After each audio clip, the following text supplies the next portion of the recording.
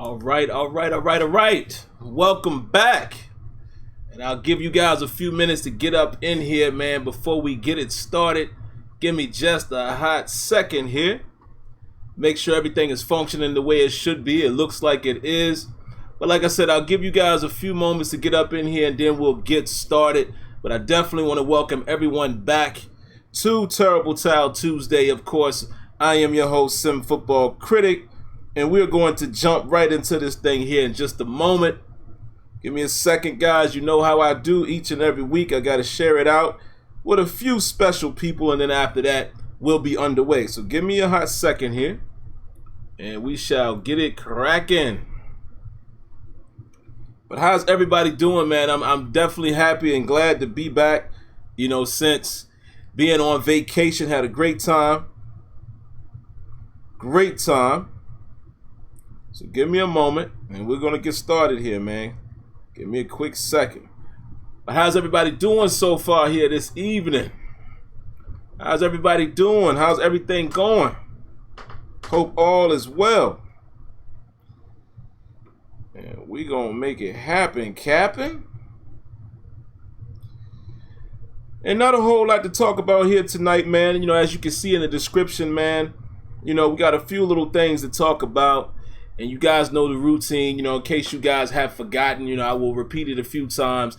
The way we're going to start doing the show now, man, is I'll basically hit on my topics, be quick with that, and then I'll open up the call lines for you guys to call in, give everybody about 2 minutes, you know, 2 minutes or less to say their piece. I comment on them, comment a little bit on the chat, and then I'm out of here. Again, condensing the show. I do not expect to be on the show longer than 30 minutes, 35 minutes. The very, very, very longest is 45. I now actually have the phone queue, you know, set to go off at a certain time. So I'm going to stick to that time frame. But what's up, everybody, man? I'm happy to be back in the building. See what you guys got going on tonight. All right, I see a few of you have filed in here. So let's go ahead and get it started, man. So once again, welcome to the latest edition of Terrible Towel Tuesday. For you guys who are new here, I am your host, SimFBallCritic, and I would like to welcome you to the Steel Basement, where we get it popping. We talk about the Steeler action. Of course, Terrible Towel Tuesday is its own segment, but coming soon, man, in the very near future, since we're getting closer to, you know, the OTAs have kicked up, but since we're getting closer to mini camp and things like that, and, you know, pretty soon training camp, you know, after about 5 weeks or so, we'll start doing a little more, you know, throughout the week. So again, I'd like to welcome you guys to the Steel Basement here, and you're having and enjoying some time with the Steelers here with me. So let's go ahead and do our quick roll call, man, and then we'll get it cracking. Locke W is in the building, CDJ 256, Y Diggy, Dan J, Lee Sharp, Ryan Rager, Tyrese Man HD, Tyrone Smith, Nays in the building, Milton Buckner, Night Wolf, Damn You Tony, J Will, J Waller, Lewis D, and Patrick Covington. Always happy to see Patrick in here, man. Again, yo, you guys know I'm giddy over the fact that his dad called in that night. You know, all due respect, man, to my elders. So I really appreciate it, you know, hearing that he's now, you know, somewhat a fan of what we do here. So I definitely love that. But without further ado, man, let's go ahead and dive into what I want to talk about tonight. And then I'll open up the phone queue for you guys who wanting to know how that works. If you want to call in once I open up the phone queue, you can actually call now and get your place in line. I can be reached at 619-924-0818. After I get through my topics, I will take a few calls, and at that point, let you guys say what you have to say, and then we'll be out of here. So let's go ahead and jump into what I want to cover, man. In no particular order. Let me just look at my description to make sure I remember where I want to go with it. And I want you guys to keep this question in mind. You know, the Steelers, are they looking to increase turnovers in 2019? You know, as it says here in the title, definitely I want to mention what Keith Butler had to say in regards to the turnovers. We want to talk about the Steelers hiring William Gay and David Johnson as coach and interns. As I see, got to correct my own spelling here, so forgive me, guys. Let me go in there and correct the spelling. I put hire instead of hiring. So we want to talk about that. We also want to talk a little bit, man, about Sutton Smith getting some time at fullback, and how some people may be overreacting about that. And then last but not least, man, I'm going to talk about Kameron Kelly actually getting some first team action, with Sean Davis being out of the lineup. I believe Sean Davis did, participate today, something a little minor, but he did participate today in, first practice of the week 3 of OTA. So I want to talk a little bit about Kameron Kelly, man. I don't know much about him, but I want to talk about how some people feel like this may impact the chances of PJ Locke and Dravon Askey Henry making the team. So I'll share my quick thoughts on that. And then, like I said, after that, man, I will open the phone queue up for a few calls, and then we'll pretty much be done from there. So let me correct my spelling here, guys. Give me a second. All right, everything's corrected there. And all right, let's go ahead and get back into it. So first thing I'm going to talk about, man, is Sutton Smith playing a little bit of linebacker. Now, here's how I look at it. I'm not overly concerned by it, man, not in the least bit. I think pretty much what it is just basically, position flexibility. I think they really want to kind of find out what Sutton Smith has to offer, and you guys may hear double audio there. Apologize for that. But I think they really just want to see what Sutton Smith has to offer in terms of a football player. He has the background of playing offense in high school, but I don't know if he played any offense, in college. Not sure about that. I could be wrong. But I do know that he did play some running back or fullback or what have you in high school and was fairly successful. So I think it's just, again, trying to see what this guy can do. He's already a long shot, to make the team because of his stature in terms of the position that they drafted him for. So I think they're just trying to see what else can he do, what else, where else can he help to carve out a spot, on the 53-man roster. I do not think it's at any expense of Rosie Nix. I definitely don't think that. I don't think that Sutton Smith was drafted to be a fullback, nor do the Steelers feel like they're going to make him a fullback to boot Rosie Nix. But again, I think it's just seeing what he can do in case somebody gets hurt, in case Rosie Nix goes down. Is this another guy you could throw out there, as a fullback in a crunch situation or a tight squeeze or what have you? So I think that's all it is. I think if Sutton Smith is to make the team, it's definitely going to be on the defensive side of the ball, but more importantly, special teams. Special teams is clearly going to be his path, to the 53, if you will, if he's going to make it at all. So those are just my quick thoughts on that, man. I'm not going to overreact by him getting some time at OTAs, mind you. It's only OTAs. We'll see how training camp and all goes, but I'm not going to, beat my chest and be mad about the fact that this guy is playing a little fullback again. Position flexibility can only help his cause. The next thing I will cover, guys, let's talk a little bit about Kameron Kelly. Now, again, this is not a guy that I'm extremely familiar with. I can't say I recall any of his college, football career. I didn't watch any tape or anything like that. I did become familiar with him, while watching the AAF. And, it was cool to see that, he did have a multi-interception game. He was very disruptive as a cornerback. I believe that he was a converted cornerback. I believe he started with those guys as a receiver, if I'm not mistaken. Ended up putting him on the defensive side of the ball, and he did fairly well in that league. Now, some people will say, well, it's the AAF, and I get it, but, you got to understand, I think that league was a step up from college. It's guys who pretty much were, long shots on an NFL roster, or guys who may have made a practice squad and got cut, or may have played in the preseason and got cut, or may have been undrafted. So it's still, a step up in terms of talent and who you're playing against. Some of these guys were ex-players, guys who had played in the league for a while. We saw guys like, if I'm not mistaken, like Trent Richardson. So again, they're still playing with professionals. But I do understand, how you feel about it. You would say, hey, it's the AAF. It's not really, the great talent pool to, kind of determine, where this guy is. And, but I will say this. Here's how I look at it. It's kind of interesting that they put him, he was the first man up in terms of, getting first team reps while Sean Davis was on the sidelines. Okay? That's a little telling to me.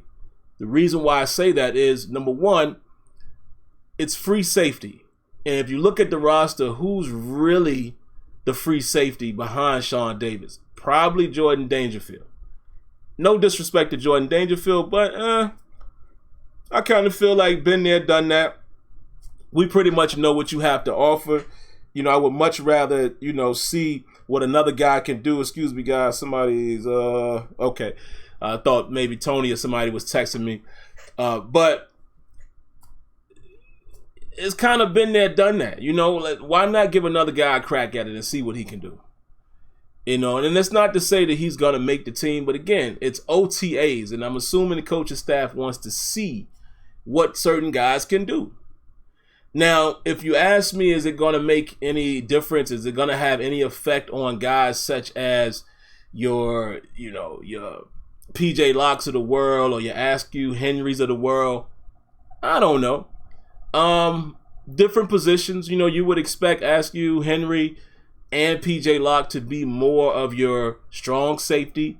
So I think if there's an opportunity for those guys to make the team, you're looking at that. Also, you're looking at Marcus Allen, who probably fits more of the mold of a strong safety as well. He's probably the third safety at the moment.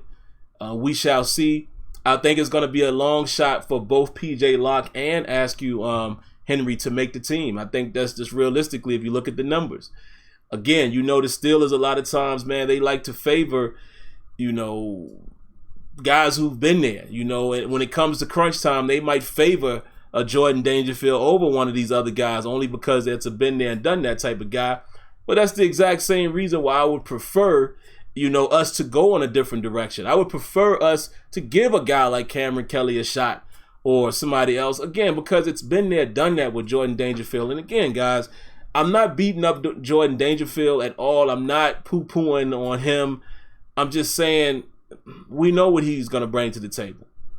Why not get some fresh blood in there and see what they could do if these guys can, help with, like I have in the title, increase the turnovers, or if these guys can be a little more rangy or offer a little more than what Dangerfield can offer as a whole behind Sean Davis. Again, last thing I'll say about that, man, I think both of those guys are long shots in terms of Locke and Askey Henry. One of those guys may land on the practice squad, but one of those guys might play themselves onto the 53-man roster. But I don't think that the Kameron Kelly, him getting an opportunity at free safety, I don't think that would necessarily interfere with their chances making the roster. What's going to be very interesting is if the Steelers are going to keep 4 safeties or 5 safeties. That's going to be very telling because one would believe that Marcus Allen is going to have the first crack of being the number 3 safety. So then if they only keep 4, there's only one other spot left. So we shall see. All right, the next thing I want to go into really quick, moving right along, guys. Let's talk a little bit, man, about the hiring of William Gay and David Johnson. Listen, man, I'm going to go ahead and give the Steelers a round of applause real quick on that William Gay.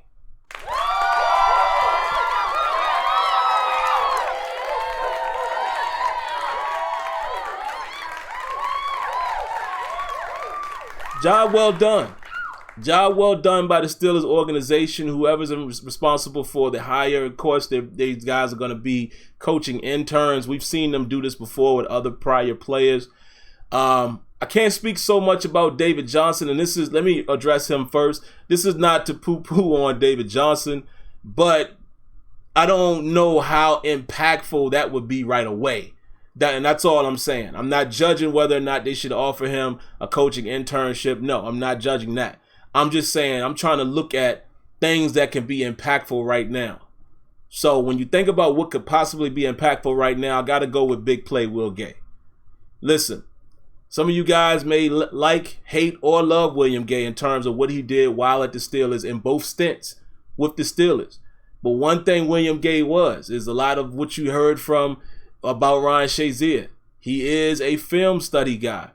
He's smart. He's a ball hawk.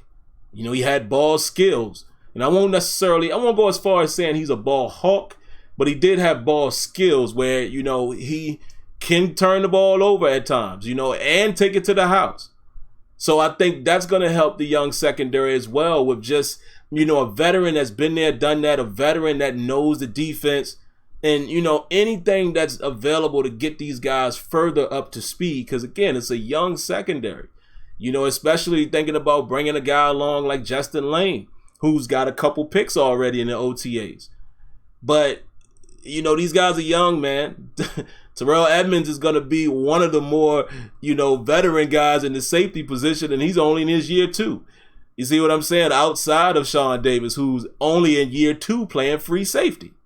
You see what I'm saying? All the other, seasons he was playing strong, and then they started him out in the slot and playing in the nickel and then playing strong. So this is only Sean Davis's second year at free safety, which is probably where he should have been all along. But we know how that works. They had to groom him along while Mike Mitchell was still there, et cetera, et cetera. But it's still a young secondary. And then if we expected any of these other young safeties to hold on and make the team, look at Marcus Allen going into his second season. So I think William Gay can help with all of that, not just from his corner knowledge, but William Gay knows the defense. I think we should have made William Gay a free safety at some point. It didn't happen, so that's water under the bridge now. But I think that should have happened. But I definitely think that his knowledge, regardless of whether you liked him as a player, he is going to help. So I like seeing things like that. I like seeing the moves that the Steelers seem to be making, man, that can possibly help the secondary as well as help with turnovers. And that's going to be the main thing I'm going to talk about really quick here before I open up the calls. William Gay is going to help with that. I think Terrell Austin is going to help with that. Tom Brady. I always confuse his name with, I want to call him Brady, but it's Tom Bradley. So y'all heard me just say Tom Bradley. Crazy mind, right? But I think the second year of Tom Bradley might be, beneficial. And then it just seems like they're taking a little less off of the plate of Keith Butler, which, for a lot of us, we could probably say that could be a good thing. Get more hands in the pot and allow guys to focus in on certain positions. Seeing that Joey Porter is not there, obviously, that's another hat that Keith Butler is going to have to put back on and, kind of concentrate on the inside linebackers and linebackers in general and be the defensive coordinator. So I'm cool with having as many people out there or as many hands in the pot that's teaching the same principle but teaching individual sections. Even with what we're hearing from Bradley and Austin, seeing that these guys are actually dealing with different areas, of the secondary. So I'm cool with that. And then I even heard today that William Gay was, working out a little bit with the wide receivers. So, wherever he can be helpful, again, I think his veteran leadership and being a been there and done that type of guy in the Steelers organization, it can only help. Now, the last thing, like I said, man, going back to the Keith Butler comment, Keith Butler basically said, in an interview recently that the difference between 13-3 and 9-6-1 was the dropped interceptions and the lack of turnovers. So clearly there's a big focus on the Steelers, increasing their turnovers and making some splash plays on defense. And my question is, do we think they can get that done? Hopefully they can. And again, man, and I can't remember the exact number. And shout outs to SteelersDepot.com. Alex Kazor over there put a video together a while back, like right after the season ended. And I think it resurfaced recently, showing all of the missed interceptions. I think one of the sites, Pro Football Focus, one of those guys most recently have brought this topic back up. But the Steelers led the league in dropped interceptions. And I think it was 13. And when you go back and look at the video, I mean, some of these balls are right in their hands. The other ones is like the one against the Chargers when both Sean Davis and Joe Hayden run into each other. Craziness. Just craziness, man. But there you go. Oh, one last topic, man, that I wanted to dive into, and I'll dive a little bit more into this maybe next week as I'm running out of time here a little bit. I definitely wanted to mention this, man, because PFF as well was talking about the importance of Mike Hilton, and we found out over the last week or two that Mike Hilton supposedly was playing, with an injured elbow last year, and, we didn't really hear much about it. Again, I always got to give credit to Steelers Depot. They got a video on their site showing when it happened, And he's saying that he probably was about 75, 80%. Not to make any excuses, but he was playing injured. But what I wanted to talk about, man, is I think maybe Mike Hilton is a little more valuable than even I have given him credit for. If he was hindered by his injury and seeing how he played the prior season, I could kind of believe that, because what we do know about Mike Hilton is he is a dog. He's nasty. He's an effort guy. And we love what he did for us the year prior. And we all said that he kind of went down a little bit last season, but it could have been due to the injury. But, when you look at Pro Football Focus, man, and again, whether you like that site or not, just kind of detailing what he does, it shows just how valuable he actually is to the Steelers defense, whether it's, manning up in the slot, some of his pass deflections, his tackling, and his blitzing. I think because he had a down year, I was a little harsh on Mike Hilton, saying that maybe they're looking for his replacement. So I'm going to reserve my judgment, man, and just see how he does this season, see how he does throughout camp and the preseason, et cetera, et cetera. And, it's if he said he was injured, hey, his recent evidence gives me reason to believe it, because he did play pretty good football prior to last year. So there you have it. So that's it, guys. That's all I got in terms of my topics. We do have 2 phone calls. We'll grab the calls really quick. Time check right now, we're at about 21 minutes. So I'll be on for about 10 more minutes. So just remember, guys, if you're calling in, keep the calls down to about 2 minutes. If you can, 2 minutes or less. I'll reflect a little bit on your comment or question if it's a question. And keep in mind as well, if you are listening through the phone queue, make sure you mute your computer or whatever device you're listening through the stream, listening to the stream through, so that way we don't get any feedback or anything like that, or any echoing or delays. So there you have it. So first up in the phone queue, we're going to go with area code 973. 973, we got you live. What you got for us tonight? Sam, what's going on? How you doing, brother? Good, man. How you doing? I'm good. This Jay Will. I love the show, Sam. I love the show so much. I always get information every time, new information every time I listen to you, and it's just wonderful, because I didn't know that we had William Gay and David Johnson. I didn't even know that. Yeah, so that's that was crazy, new right? information to me. But what I wanted to talk about was, we might be hanging our hat on our defense a little bit this year. Reason why I'm saying that is because we can't be fooled to think that our offense is as explosive as it is without AB and Le'Veon Bell. I'm not saying we're going to be a bad offense or we're not going to be good, but who do we actually know that we can rely on if we make the playoffs down the stretch? We playing New England, or we playing Kansas City, or if we need that go-to play to get that first down. We know we got some good players on our team. We got Juju, but can we say, we know Juju's good, but can we say we can go to him? Definitely, we need a 1st and 10 for the game. Could we say we could go to him? I mean, don't forget about the New Orleans game. Now, of course, I think he's going to be better for that, and I love Juju, and I don't want Juju to go anywhere, but we got to be realistic. We can't just think, because now it ain't no drama in the locker room, that we just going to be this explosive offense without 1,200 yards and 15 touchdowns a season from AB now. So I actually think our defense is going to be a little bit better. I'm hearing some decent things. Yeah, it's still early. Yeah, it's June, and it's only OTAs, but I hear us getting, Justin Lane involved. He getting, picks in OTAs, and we got Joe Hayden going to do his thing, and I'm worried about the safeties, man. I keep talking about that. I talked to you about that last time, and I asked you a question. What do you think the weakest part of our defense is? And I think safety. I really think safety. We still need to protect that middle of the field. Yeah, man. And I just wanted to know what you thought about that, like far as our offense, and if we could have a top 5, top 3 defense with some of these young guys, coming to their own, I think we'll be all right. Because I think more balanced offense, run the ball a little bit more, when we need to, throw the ball against bad, secondaries. I think we'll be fine, but we can't expect to be this explosive offense. Man, I fully agree, Jay Will, man. I appreciate your call, and I'll definitely comment on that. You are absolutely right. You know, I keep seeing, and I don't know, I didn't see it in the comments. I don't know if my boy Jedi is in here. Shout outs to Still Jedi, man. He just put up a nice video to honor Connor and Benny Snell, you know, calling them the Super Smash Brothers. Nice video. Go check it out.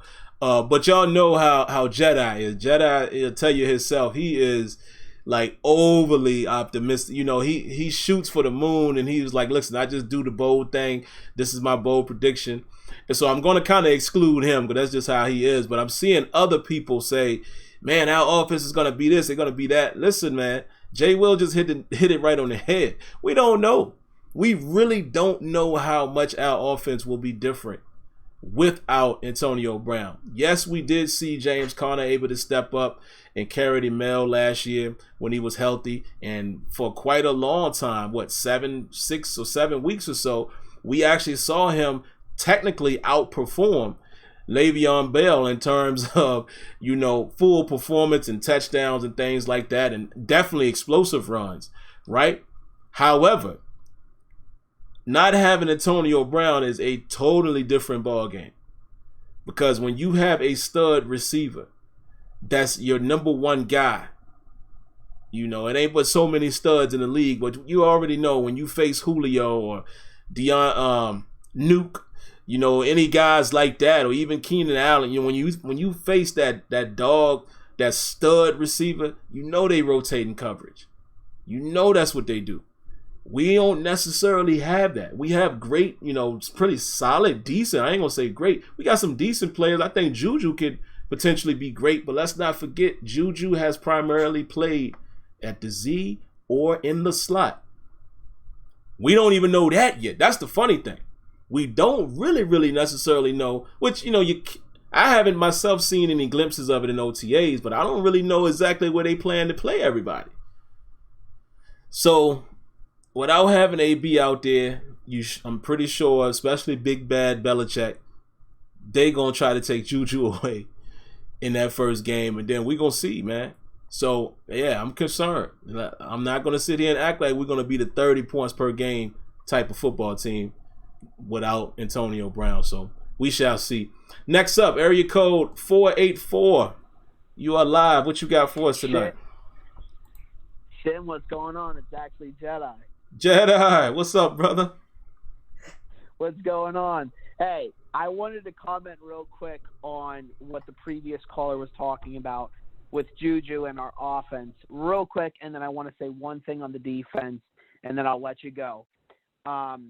He brought up the point about, can Juju be that guy in a key moment of the game to get you that first down, to extend the game, or to put the game away?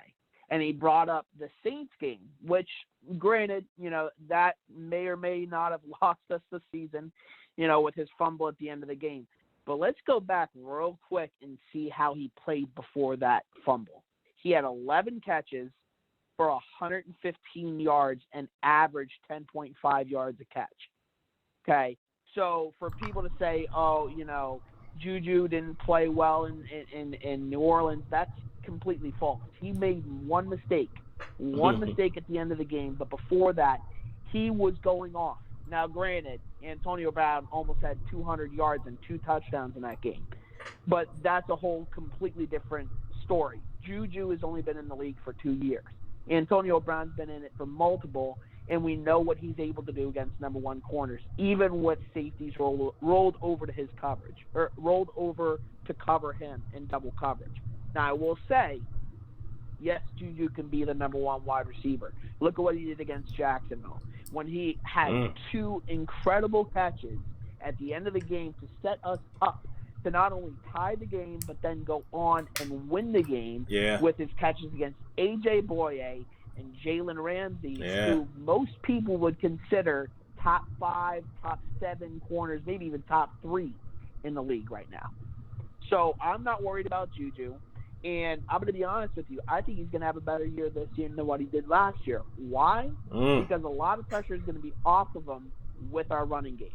We have 3 legitimate running backs who are going to be able to take a ton of pressure off of not only our wide receivers, but Ben Roethlisberger. I know I put out that video earlier this afternoon, but but I'm going to be honest. I can't see any team stopping our running game, because you could try and load the box and try and stop our running game. That's not smart, because then we can pass the ball to Juju and Moncrief and Washington and Deontay Johnson and Vance McDonald, who's really hard to bring down. And you have Samuels coming out of the backfield. So it's going to be hard to stop our offense. I think our offense is going to be fine. The defensive side of the ball is where we really need to focus this year. And I wanted to bring up a question, and I'm going to leave it at that to see what you say. I have a way that I know the Pittsburgh Steelers can keep not only P.J. Locke, but either Dravon Askey Henry or Cam Kelly, as well as Marcus Allen, and our starting two safeties. Now, real quick, the Steelers, there was news that was just released today, I don't know if you saw it, that the Steelers can release Artie Burns before the start of training camp. Oh, yeah. And because Burns is due to make $800,000 on his roster bonus in the first day of training camp. If we release him before training camp, which I can see us doing, it would save the Steelers $1.7 million in cap space, which is going to be huge. Even though we have most of our players that we want to sign completely signed up for this year, that $1.7 million is going to come in clutch. Okay, so you cut Burns before training camp. And what's the one other position that P.J. Locke played at Texas besides safety? Oh, I didn't even know that. He played corner? Oh, wow, okay. Yeah, he played nickel corner. He was very similar to what Mike Hilton was when he came out of Ole Miss. So what I would do was I would actually list P.J. Locke at corner as that quote-unquote sixth corner, and then you could still keep 4 to 5 safeties. You could keep Sean Davis. You can keep Terrell Edmonds, which we all know that they're going to do. You can keep Marcus Allen, who they've been saying a lot of great things about coming out of OTA.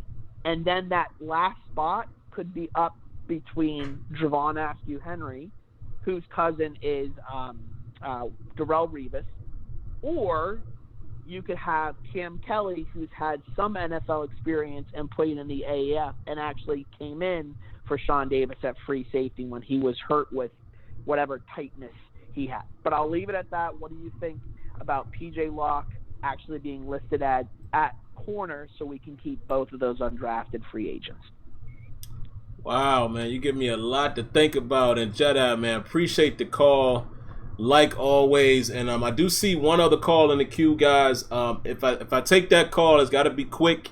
And then I'm going to get out of here, man, because we're already at about 33 minutes. So like I said, guys, going forward, we want to definitely condense the show a little bit. But there's going to be more opportunities, man. There's going to be more opportunities to get you guys on. Really quick, I wanted to shout out Vodka Drinker. Vodka Drinker, man. Round of applause for the donation. Appreciate the donation, and I'm going to read his comment in a minute, but let me answer with what Jedi said. Hey, you know what? It's a possibility. The only thing that makes me feel a little iffy is it's hard for me to say things are not the steal away now because we see them do things outside of the steal away. But giving up on a first-round draft pick and not allowing him to finish his contract, we haven't seen him do that often. They didn't pick up his fifth-year option. So, listen, we are up against the cap right now, so he could end up being a casualty. And honestly, man, Artie Burns, I think we've seen enough out of Artie Burns. It all will come down to, have they seen enough in OTAs as well as the mini camp coming up to feel confident that they can let Artie Burns go and have one of these other guys work, in a crisis situation like a Justin Lane or a Cam Sutton and, whoever else they may keep on the roster. Because that's the only thing that might save Artie is depth. But I do agree with your assessment. If they got more guys that they think can do dual roles, hey, I'm not opposed to keeping as many safeties as possible because, like Jay Will said, safety is the position that's a little shaky. We don't quite know yet. We don't know what step Terrell Edmunds is going to take. We don't know, what Sean Davis is going to be in his second year at free safety. So I would love to have as many safeties on the roster that can play dual roles. PJ Locke, if he does good in camp, and also Askey Henry. I'm not opposed to that. Exactly what you laid out. It just, will they release Artie Burns? It's not quite sure about that. Don't know, but great information right there, Jedi. You gave us something for all of us to think about. Last call of the night, man. Area 803. I'm going to grab your call. Keep it down to about 2 minutes or less, and then that will end the show for us tonight because we got to go ahead and get out of here. But area code 803, you are live. What you got for us? Okay, thank you so much. It's great to see Pick Six William Gay back. Yeah, a man man. Who I believe tied Rod Woodson's Pick Six interception for Pittsburgh. I believe now. I'm not quite sure on that. But with the possibility of Artie Burns being cut and us right now only having, I'm sorry, I said us, having $1 million for his cap right now, with the possibility of getting Artie Burns out of there, is there a possibility, what's the possibility of getting Mike Hilton a contract? Because right now he's playing without a contract. He's practicing without a contract, and he's showing a lot of dedication in doing that. Is there a possibility that we can get him signed? And, with all the thing about safeties, and my thing is, all our safeties pretty much the same kind of guy. I mean, right now we just don't have that center fielder free safety. I'm not sure on Sean Davis because he's like our AC/DC guy. Thank you so much. Oh, man, you actually bring up a great point, man, and I appreciate your call. And Vodka Drink, I haven't forgot you, man. I'm going to read your comment, and that'll close out the show. So I won't necessarily be able to read too many of the chats tonight, guys. And bear with me. I'm still trying to get my timing and things together so this can, work out for the best for all of us. And, of course, as we start getting more callers, then, we'll start even condensing those so I can grab more calls. But really quick, you bring up a great point. I mean, just earlier I was saying how most of these guys might not be affected by, Cam Kelly getting first team reps at free safety because most of those guys are more like a strong safety. And again, because of that, does that make Cam Kelly more of an attractive guy if he's showing some promise? But I agree with you. I don't know if we really have that true center fielder. Maybe Sean Davis can become that, but the rest of those guys are kind of like, in the box type of guys. I mean, that's just what they are. I mean, you look at how these guys played in college, talking about Locke and Henry, and you look at what Marcus Allen did at Penn State, and you look at what Terrell Edmunds was able to do for the Hokies. I mean, pretty much the same type of guy. A couple of them might be more athletic than the other, but yeah, you make a very, very valid point, man. So I'm a little concerned by that too. Again, I think Sean Davis did decent last year, even with keeping the lid on things and, keeping. So, yeah, it just reconnected. So you guys might have saw a blip there. Y'all will let me know for sure. But it looks like the stream went down for a minute and came back. So I don't know what that was all about. But yeah, all in all, you're absolutely right. A lot of those guys are the same, man. A lot of those guys are the same. So I am still a little concerned about the safety area. But the last thing I will read for the night, man, because I've got to get out of here, guys. We're past our time. I want to go back and read my man's comment. Vodka Drink, and again, appreciate the donation. He says, we need pass rush depth. Even Deion Sanders in his prime can't cover an NFL wide receiver for 4 seconds. If either one of our rush linebackers goes down, where's the pressure going to come from? Man, $1 million question, my guy. You're absolutely right. I mean, we're putting a lot of eggs in the Ola Adeniyi. I always say his name twice because I can't remember which way he actually pronounced it. We're putting a lot of eggs in that basket. We didn't necessarily draft.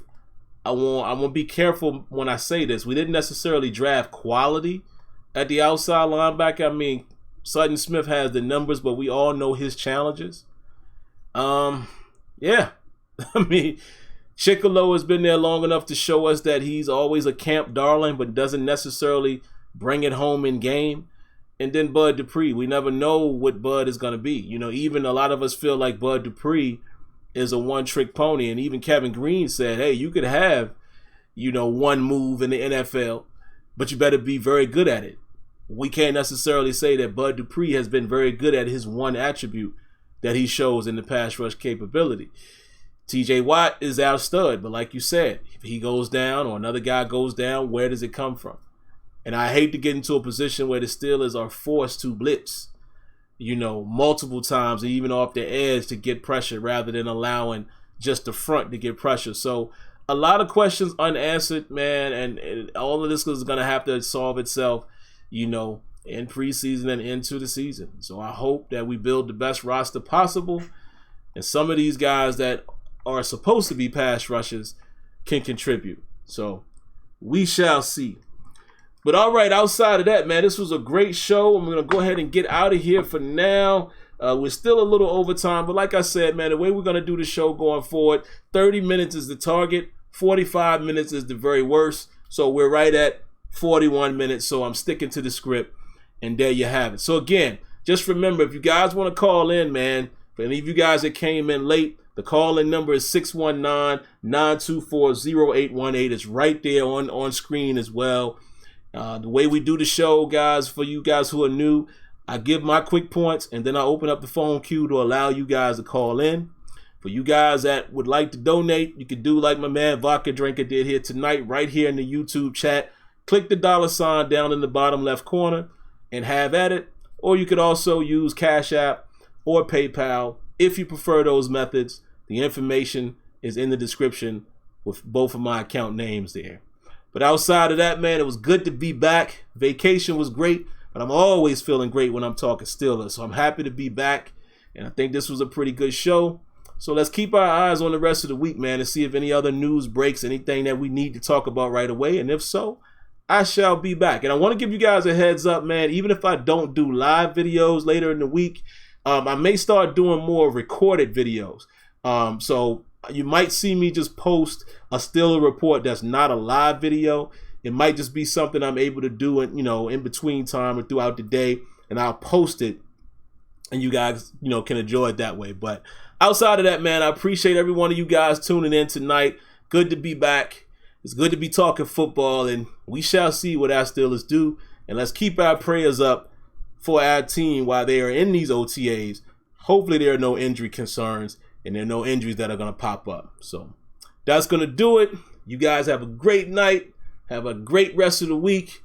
Enjoy the NBA Finals tomorrow. And have a great weekend once the weekend approaches. All right. Thank you guys for tuning in. I'm out. Peace. 90 seconds. As she just told us. All right. I'm out. Peace.